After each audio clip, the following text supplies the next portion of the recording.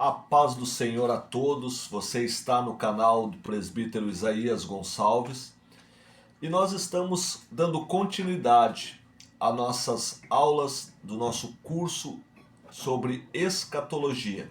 Escatologia, que é a doutrina ou tratado das últimas coisas. Esta é a nossa terceira aula. Nas duas primeiras nós falamos sobre os sinais da vinda de Cristo e a segunda do arrebatamento. Hoje nós vamos falar sobre um assunto bastante empolgante, bastante interessante, que é o assunto da grande tribulação. É um dos assuntos onde geram mais polêmicas dentro do assunto escatológico. E eu preparei essa aula em forma de algumas perguntas e respostas, para assim termos um melhor entendimento sobre o assunto.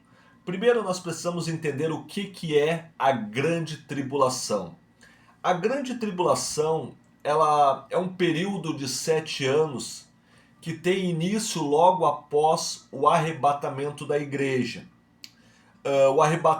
O arrebatamento da igreja, que é algo, como a própria palavra diz, e nós falamos na última aula, é um rapto.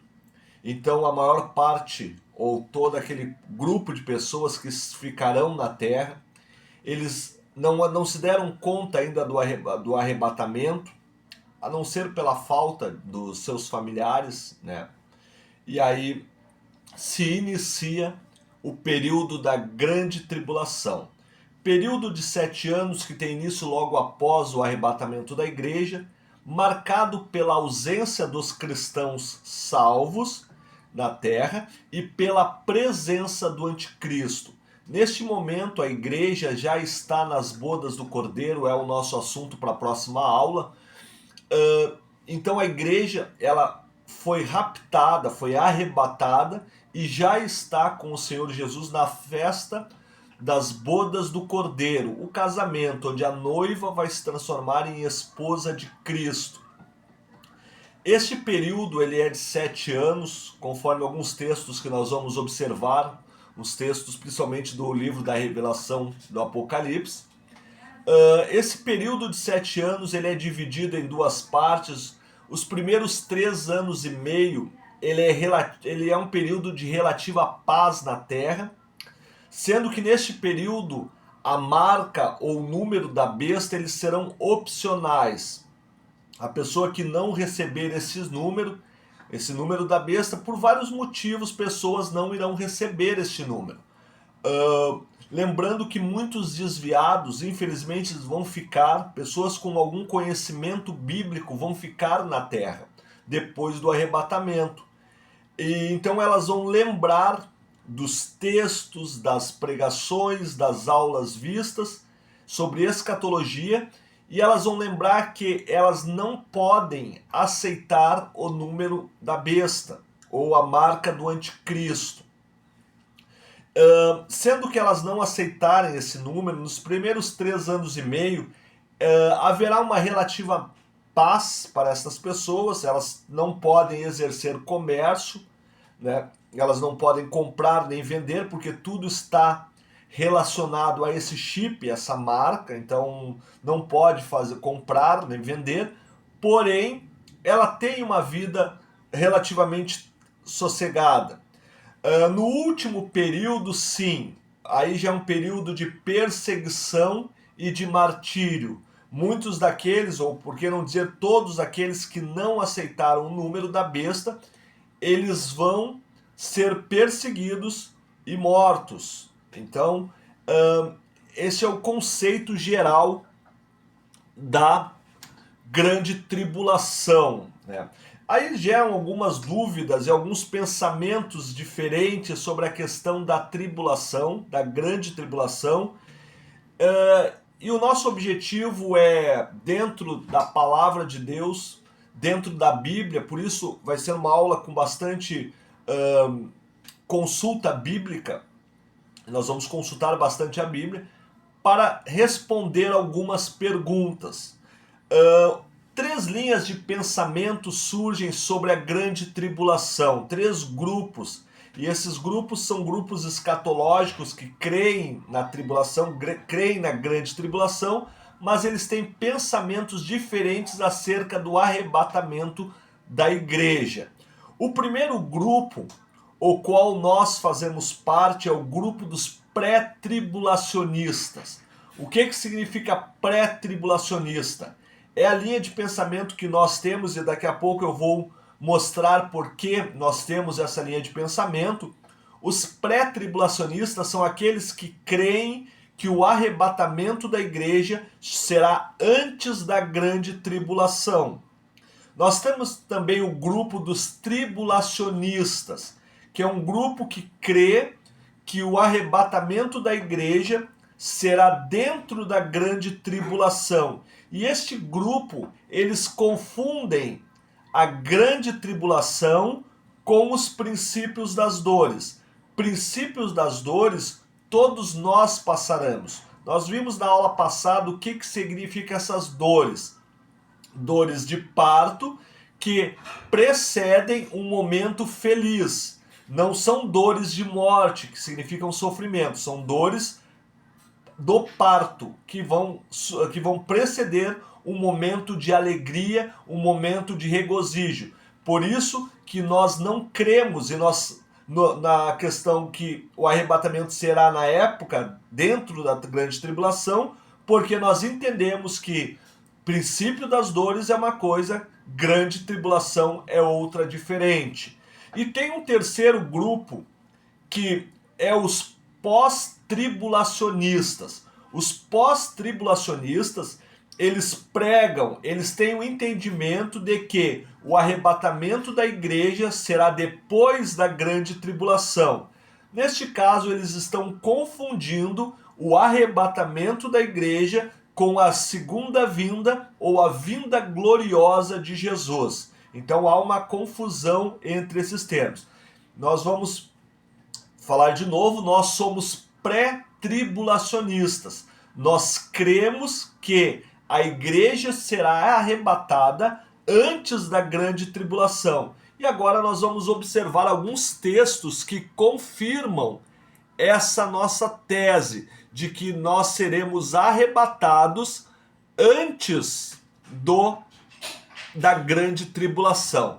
Apocalipse capítulo 3 e o verso 10 vai dizer assim: como guardaste, você pode acompanhar na tela esta leitura, como guardaste a palavra da minha paciência, também eu te guardarei da hora da tentação. Vejam que o da hora está sublinhado.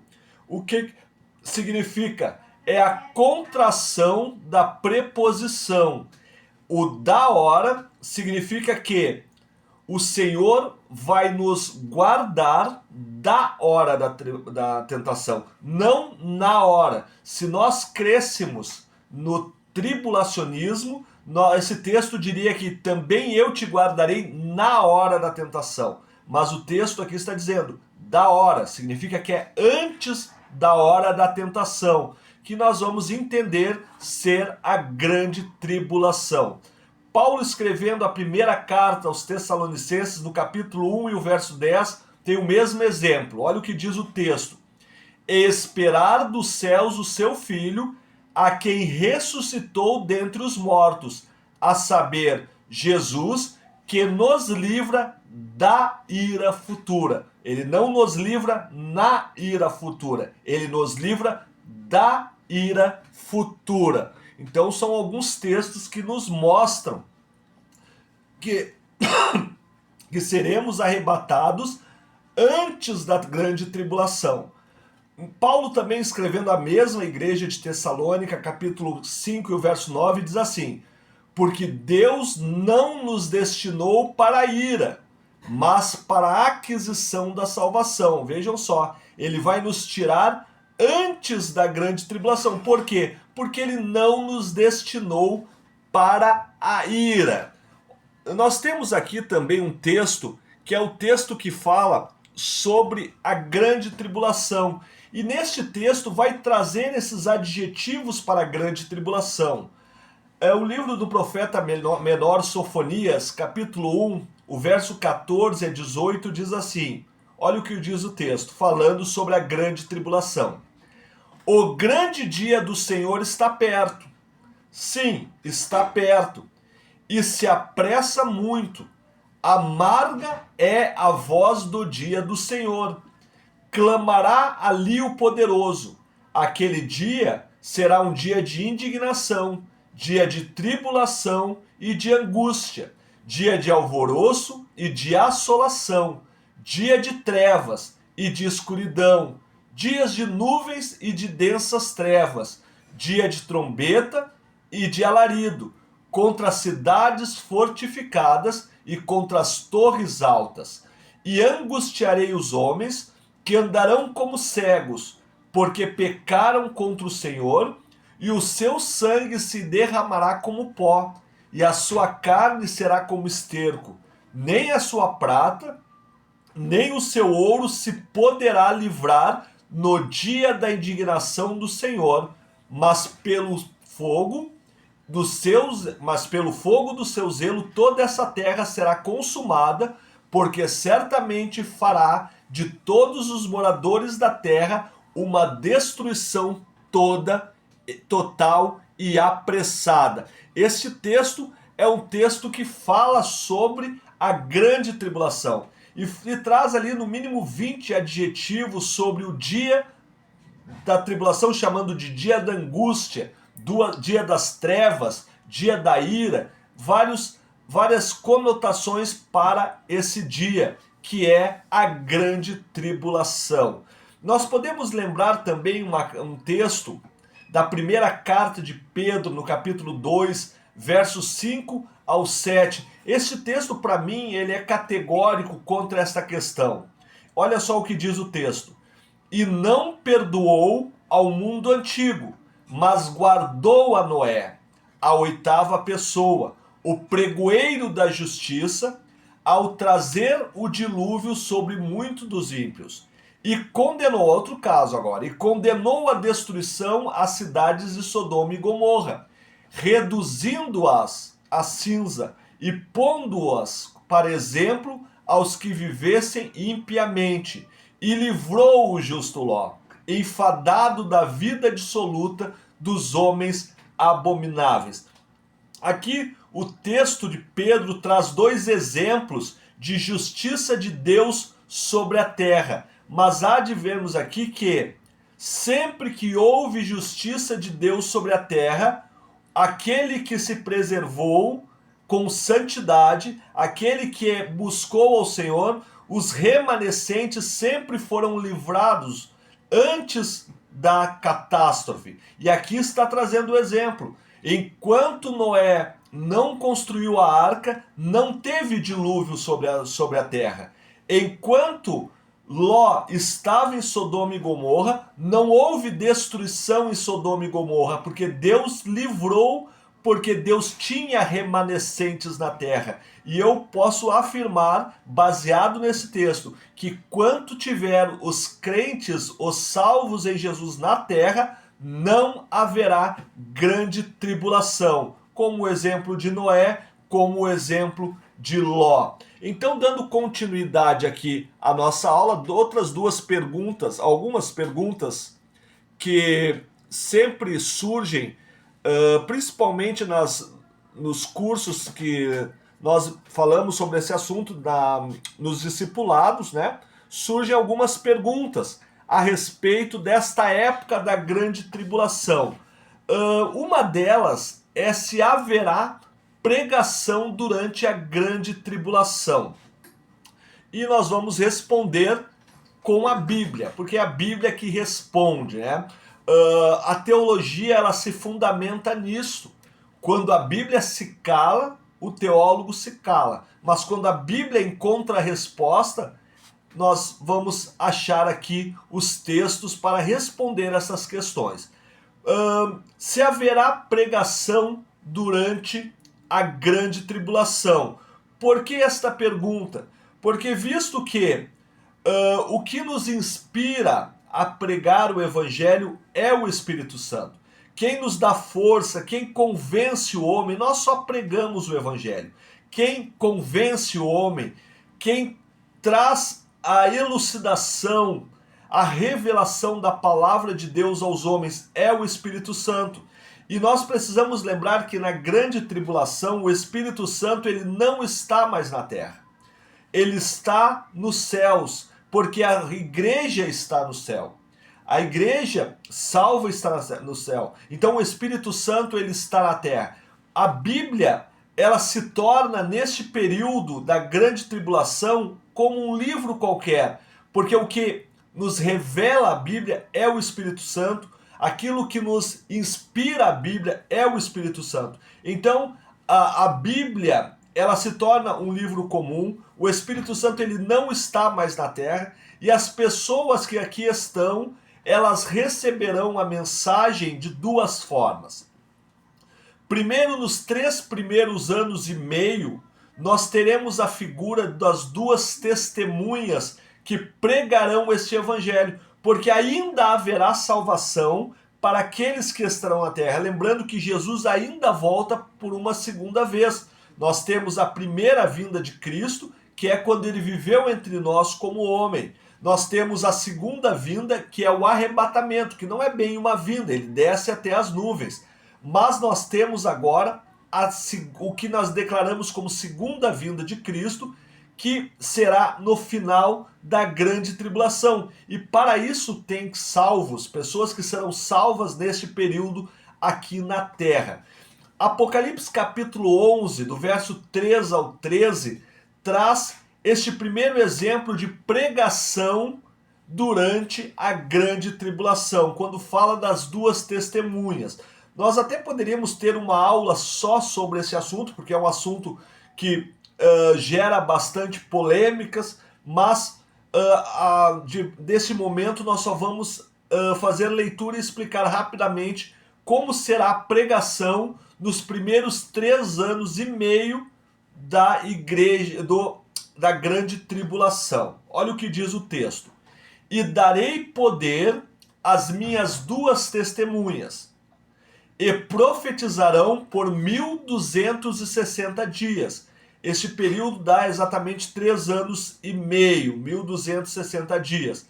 Vestidas de saco. Aí nós lembramos de João Batista, que pregava, era o precursor da primeira vinda de Jesus. Agora as duas testemunhas são precursores da segunda vinda. Então quer dizer que é João Batista uma das duas testemunhas? Não, não quer dizer, apenas o modo como está vestido, né? Então, continuando o texto. Estas são as duas oliveiras e os dois castiçais que estão diante de Deus da terra. São só essas duas testemunhas que pregam a palavra, né? E se alguém lhes quiser fazer mal, fogo sairá da sua boca e devorará os seus inimigos. E se alguém lhes quiser fazer mal, importa que assim seja morto. Olha o poder que é dado às duas testemunhas. Eles não estão pregando o evangelho das boas novas já foi pregado. Eles estão pregando o juízo que virá. Tá? Então, continuando aqui. E se alguém lhes quiser fazer mal, importa assim que seja morto. Estes têm poder para fechar o céu e para que não chova. Olha o exemplo de Josué, né? O exemplo para que não chova nos dias da sua profecia.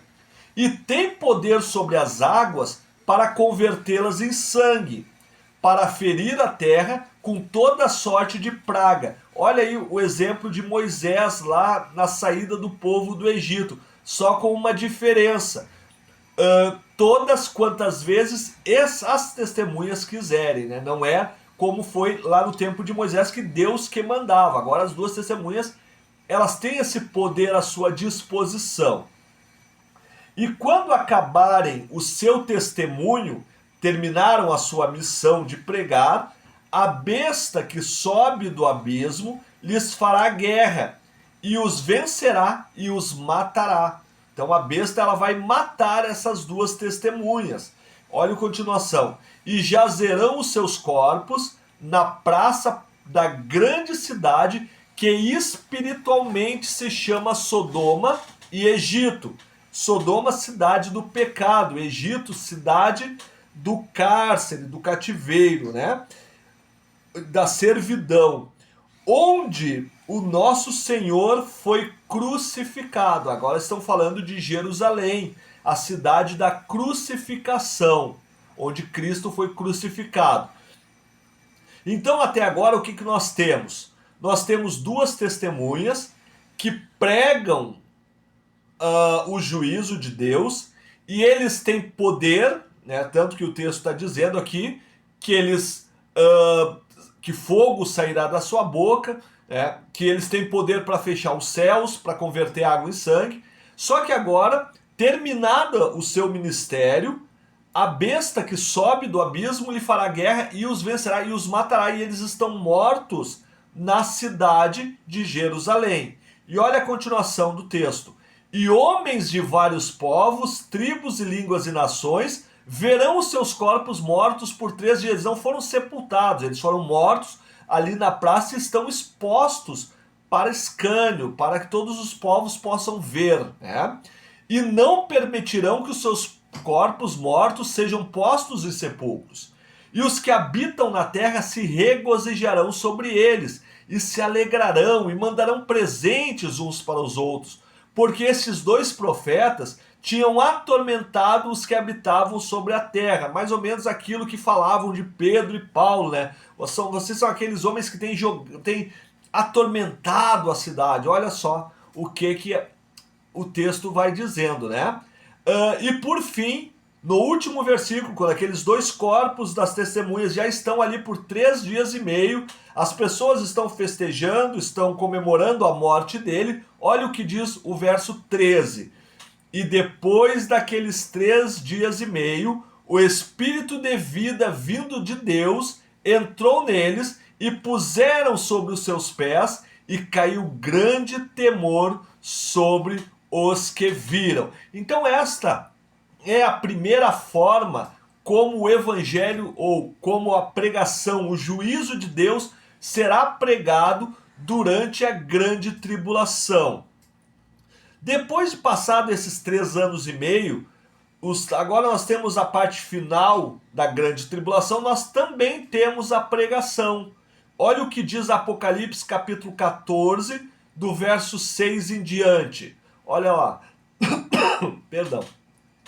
E vi outro anjo voar pelo céu, pelo meio do céu, e tinha o evangelho eterno. Não é o evangelho da graça, não é o evangelho da salvação, mas é o evangelho eterno que ele está pregando, aquele anjo, o primeiro anjo, para proclamar aos que habitam sobre a terra e a toda nação e tribo e língua e povo, dizendo com grande voz. Olha a primeira mensagem. Um anjo que passa pelo céu anunciando o evangelho eterno sobre aquelas pessoas que estão vivendo a grande tribulação. Temei a Deus e dai-lhe glória, porque é vinda a hora do seu juízo.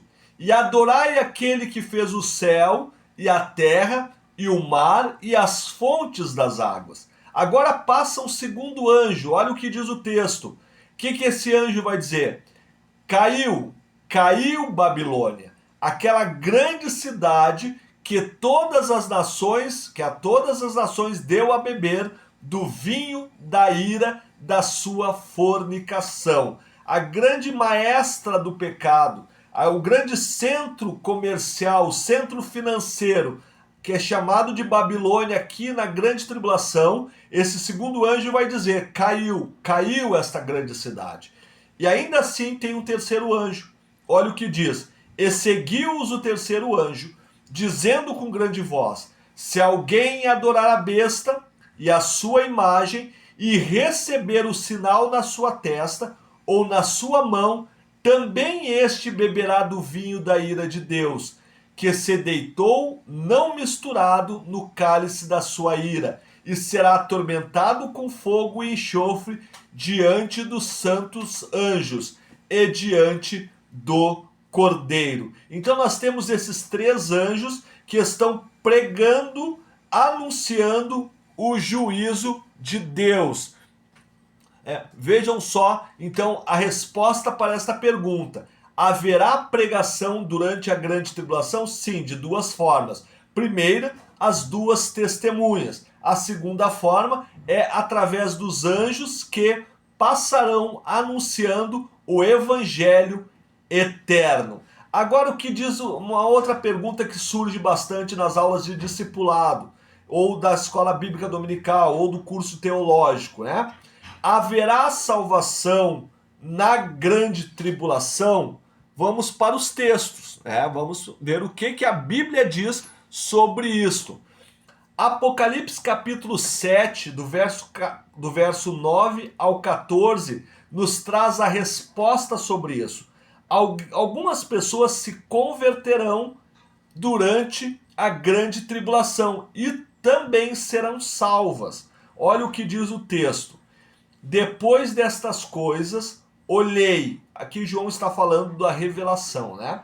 Depois dessas coisas, olhei, e eis aqui uma multidão, a qual ninguém podia contar. Veja que é um número bastante grande de pessoas que vêm da grande tribulação, de todas as nações, tribos, povos e línguas, que estavam diante do trono e perante o Cordeiro, trazendo ou trajando vestes brancas e com palmas nas suas mãos, e clamavam com grande voz, dizendo: salvação ao nosso Deus, que está sentado no trono, e ao Cordeiro.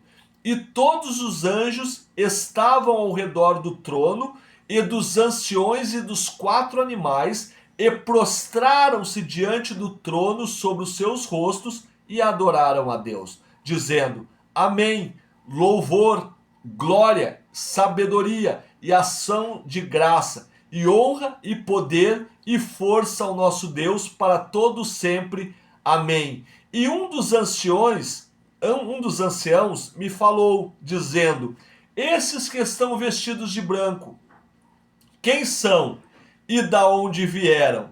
E eu, João, respondeu, disse-lhes: Senhor, tu sabes. E aí vem a resposta. E ele disse-me: esses são os que vieram da grande tribulação e lavaram as suas vestes e branquearam no sangue do Cordeiro. Então haverá sim salvação na grande tribulação. Claro que, há um preço a se pagar. Porque quando o texto vai dizer assim, que estas pessoas vinham vestidas de branco e com palmas nas mãos significa martírio, significa que não foram salvos apenas pela graça. Lembra que não há um evangelho da graça sendo pregado na grande tribulação. Há um evangelho eterno, um evangelho de juízo. Então, estas pessoas que vêm com palmas nas mãos, elas são aquelas que sofreram martírio dentro da grande tribulação. Nós lembra que no início da nossa aula nós falamos que no início da grande tribulação, aqueles que não aceitaram o número da besta, aqueles que não aceitaram a marca, eles só não podiam fazer comércio, mas eles podiam ter uma vida normal. Já na parte final da grande tribulação, estas pessoas elas começam a ser perseguidas e vão sofrer martírio por amor a Cristo. Como será esse martírio? Alguns falam sobre guilhotina, sobre a arena de Roma, o modo como era a arena de Roma. A gente não tem bem certeza, o texto não vai nos deixar claro, mas o que nos mostra é que essas pessoas sofrerão martírio, serão mortas por amor ao Evangelho, o Evangelho eterno. Então, respondendo a nossa pergunta aqui, sim, haverá salvação na grande tribulação.